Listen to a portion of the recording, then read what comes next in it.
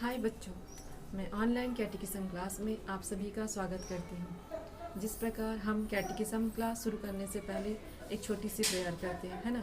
Prayer से हमको क्या मिलता है? आशीर्वाद, ईश्वर का विशेष ज्ञान, बुद्धि, है ना। जिससे हम क्या करते हैं, जो भी पढ़ते हैं उसको हम क्या करते हैं, अपने दिल में उतारते हैं और उसके अनुसार अपना जीवन को हम चलते हैं। चलिए अब हम अपनी छोटी सी प्रार्थना के द्वारा आज की कैटेकिज्म क्लास को स्टार्ट करते हैं, ठीक है। हम आज के सुंदर दिन के लिए आपका दिल से धन्यवाद देते हैं। आप हमेशा हमारे साथ रहते हैं। हर कठिन से कठिन परिस्थितियों में आपने हमें संभाला है। हे प्रभु, हम आपकी चुनी हुई प्रजा हैं। हमें भौतिकवाद से दूर रखकर इस राज्य के मूल्यों को अपनाने की कृपा प्रदान कर हमें शक्ति एवं लगन दे कि हम सदा अपने वचन एवं कर्म द्वारा तेरी योग्य प्रजा बने रहें। हे प्रभु, आपने इस राज्य की स्थापना करने के लिए कलीसिया का निर्माण किया। इस उद्देश्य को पूरा करने में हम भी अपना सहयोग दे सके, ऐसी कृपा हमें प्रदान कर। इसके लिए हम आपसे प्रार्थना करते हैं। आमीन।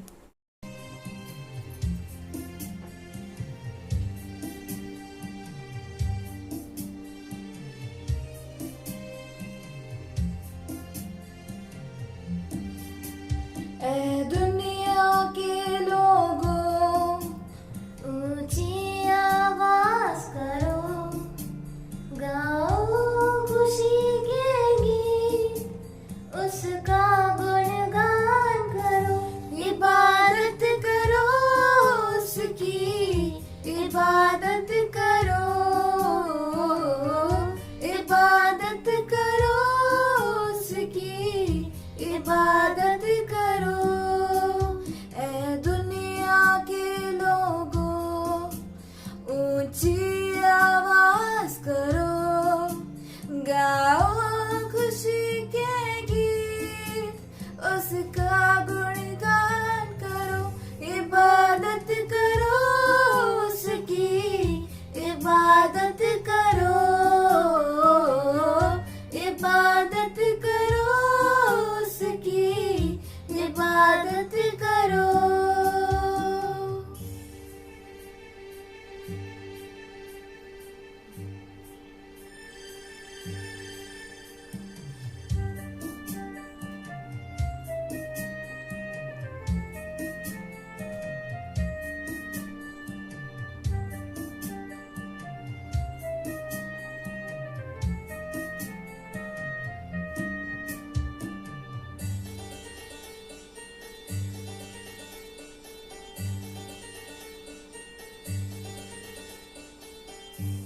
याद रखो कि वही एक खुदा है, हमको ये जीवन उसी ने दिया है।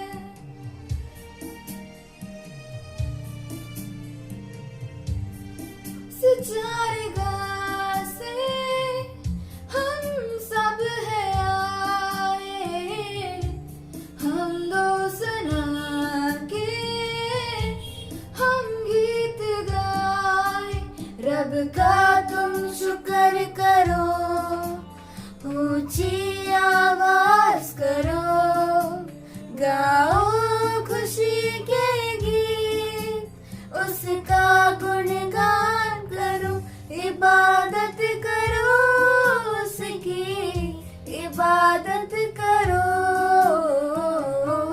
इबादत करो उसकी, इबादत करो। हमने लास्ट क्लास में क्या लेसन 5 को स्टार्ट कर दिया था, है ना। और लेसन का नाम क्या था? क्रिस्त कलीसिया के संस्थापक, ठीक है। और इसके हमने 2 पॉइंट भी समझ लिए थे। पहला क्या समझे थे?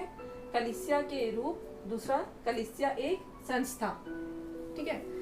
हमने ये 2 पॉइंट को पिछले चैप्टर में समझ चुके थे लास्ट क्लास में, लेकिन उसको मैं थोड़ा सा और रिमाइंड करती हूँ जिससे आप लोग उसको याद कर सके, है ना।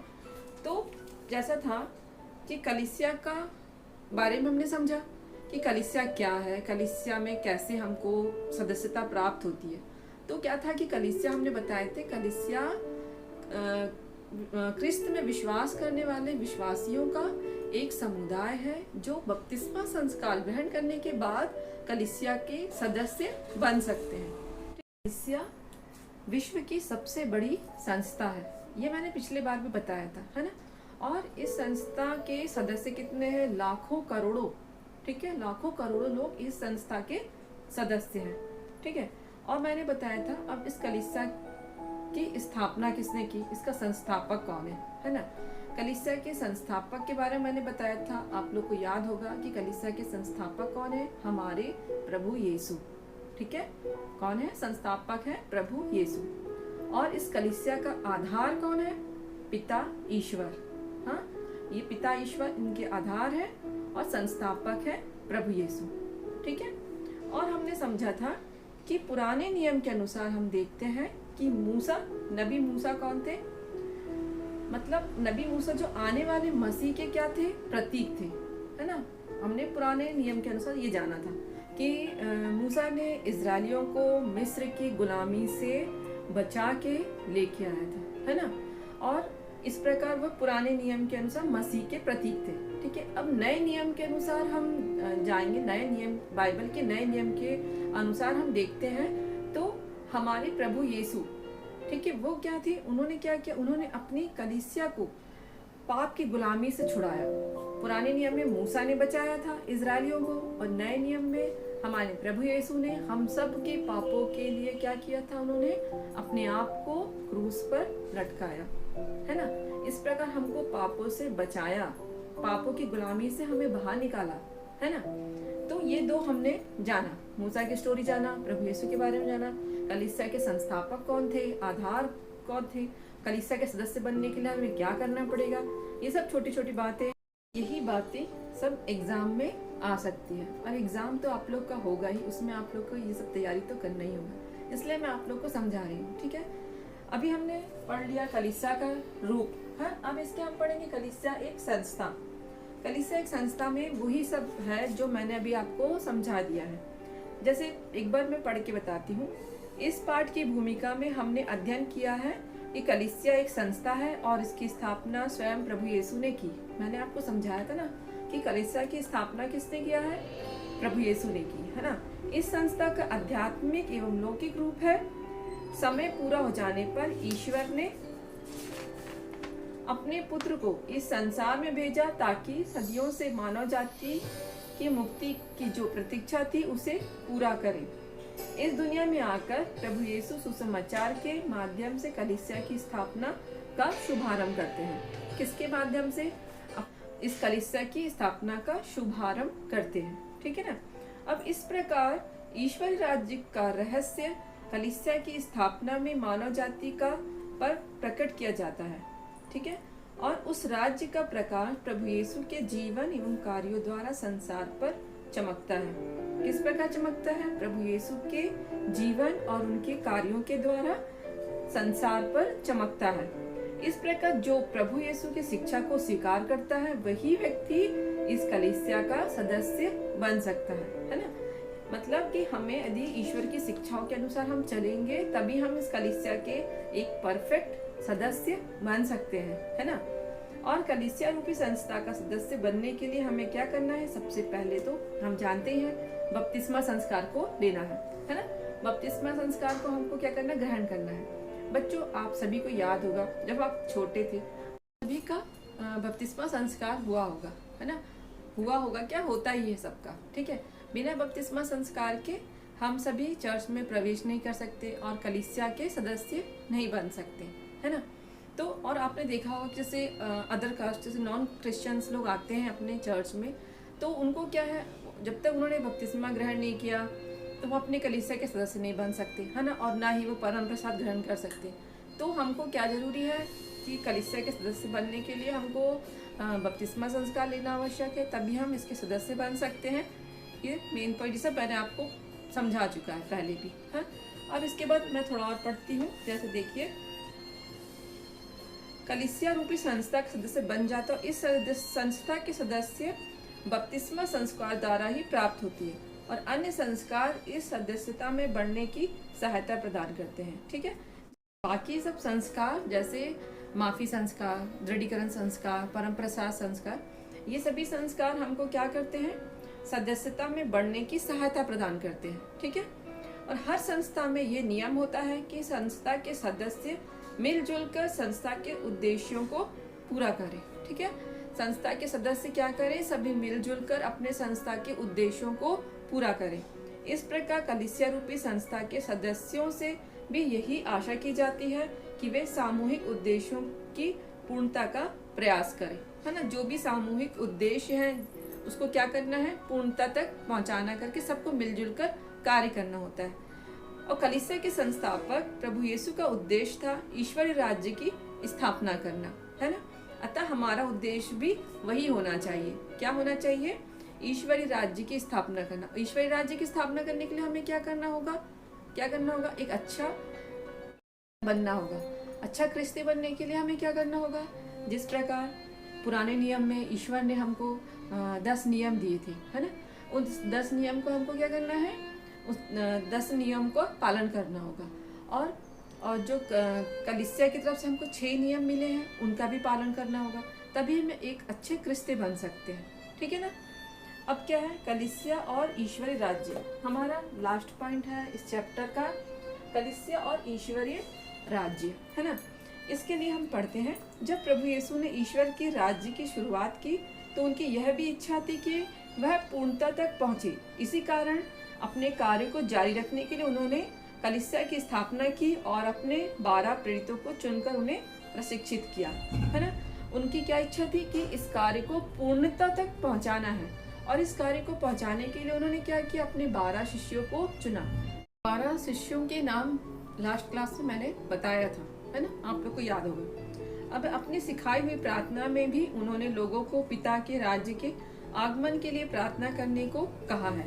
उनकी सिखाई हुई प्रार्थना क्या कौन सी थी, जो प्रभु यीशु ने हमको सिखाया था कि किस प्रकार से हमको प्रार्थना करनी चाहिए, है ना, किस प्रकार से करना है। जैसे उन्होंने कहा था, हे हमारे पिता जो स्वर्ग में है, तेरा नाम पवित्र माना जाए, तेरा राज्य आए, तेरी इच्छा जैसे स्वर्ग में वैसे इस पृथ्वी पर पूरी हो। हमारा प्रतिदिन का आहार हमें दीजिए और हमारे अपराध हमें क्षमा कीजिए जैसे हम भी अपने अपराधियों को क्षमा करते हैं, और हमें परीक्षा में न डाल परंतु बुराई से बचा, आमीन। इस प्रार्थना को हमने हमेशा बोला है, और ये प्रार्थना हमको किसने सिखाया, प्रभु यीशु ने सिखाया। ठीक है, प्रभु यीशु के निर्देशों को गंभीरता से लेते हुए शिष्यों ने ईश्वरीय राज्य की स्थापना के लिए पूरी लगन से कार्य किया। किसने, चेलों ने। प्रेरितों तथा प्रारंभिक कलीसिया के उत्साह और समर्पण का अनुसरण करते हुए वर्तमान समय में भी कलीसिया इस राज्य का प्रसारण विभिन्न कार्यक्रमों एवं सेवा कार्य द्वारा करती है। ठीक है, कलीसिया आज भी वर्तमान समय में किस प्रकार से सेवा कार्य करती है वो हम आगे देखेंगे। ठीक है, जैसे पहला सुसमाचार का प्रचार करना, संस्कारों का अनुष्ठान करना, लोगों के लिए ईश्वरीय आशीर्वाद का मध्यस्थ बनना, शिक्षा, स्वास्थ्य एवं समाज कल्याण द्वारा जनता की सेवा करना, अन्याय के विरुद्ध आवाज उठाना आदि। ठीक है, कलीसिया का हर सदस्य ईश्वरीय राज्य का नागरिक है, अतः ईश्वरीय राज्य को बढ़ाने के लिए हर नागरिक को प्रयत्नशील रहना है ना। कलीसिया का हर सदस्य क्या है, ईश्वर के राज्य का नागरिक होता है। हाँ, और प्रभु यीशु चाहते हैं कि कलीसिया का हर सदस्य निष्ठा एवं लगन के साथ संसार में ईश्वर राज्य की स्थापना का दायित्व निभाए। वे न केवल उनकी प्रार्थना एवं उपासना में बल्कि उनके वचन और कार्यों में भी निष्ठावान बने। मतलब कि हमको सिर्फ प्रार्थना उपासना करना नहीं है, क्या करना है, ईश्वर जो हमारे प्रभु यीशु के वचन है और उनके जो कार्य है उनके अनुसार हमको भी बनना है ना, उनके अनुसार कार्यों को करना है। जिस राज्य की स्थापना का कार्य क्रिस्त ने किया उसे हमें पवित्र आत्मा के सामर्थ्य से सक्रिय रखना है। ठीक है, और उसे पूर्णता तक पहुंचाना है। पवित्र आत्मा कलीसिया की आत्मा है जो क्रिस्त का कार्य जारी रखता है। हमने पिता के बारे में जाना, पुत्र के बारे में जाना, अब पवित्र आत्मा के बारे में क्या है, पवित्र आत्मा क्या करता है, हमारी आत्मा जो है कलीसिया की एक आत्मा है। पवित्र आत्मा कलीसिया की आत्मा है जो ख्रिस्त का कार्य को जारी रखता है, ठीक है ना। और बच्चों, जैसे ये पाठ को मैंने पूरा समझाया कि हमको कलीसिया के सदस्य बनने के लिए क्या क्या करना है। आप लोग से बस यही रिक्वेस्ट करूँगी कि जो भी हमने पढ़ा है इस चैप्टर में कलीसिया के सदस्य के लिए क्या करना है, कैसे रहना है, तो मैं आप लोग से इतना रिक्वेस्ट करूँगी कि आप सभी उन नियमों का पालन करें, जैसे भाईचारा, ईमानदारी, प्यार, समानता, एक दूसरे को समझना, एक दूसरे को क्षमा करना, है ना, एक दूसरे की गलतियों को नज़रअंदाज करना। ये सब छोटे छोटे चीज़ों को हमको माइंड नहीं करना है ना। और प्रभु यीशु के बताए हुए वचनों के अनुसार हमको चलना है, ठीक है ना। और तभी हम एक अच्छे क्रिस्ती बन सकते हैं, ठीक है। तो ये बच्चों, मैं आप लोग से यही कहती हूँ कि आप लोग प्लीज़ ये चैप्टर को एक बार फिर से रिवाइज कीजिए, अच्छे से पढ़ के देखिए। अगर ना समझ में आए तो अगली क्लास में फिर से मैं आपको समझा सकती हूँ, ठीक है। नेक्स्ट क्लास में हम फिर मिलेंगे, तब तक के लिए बाय।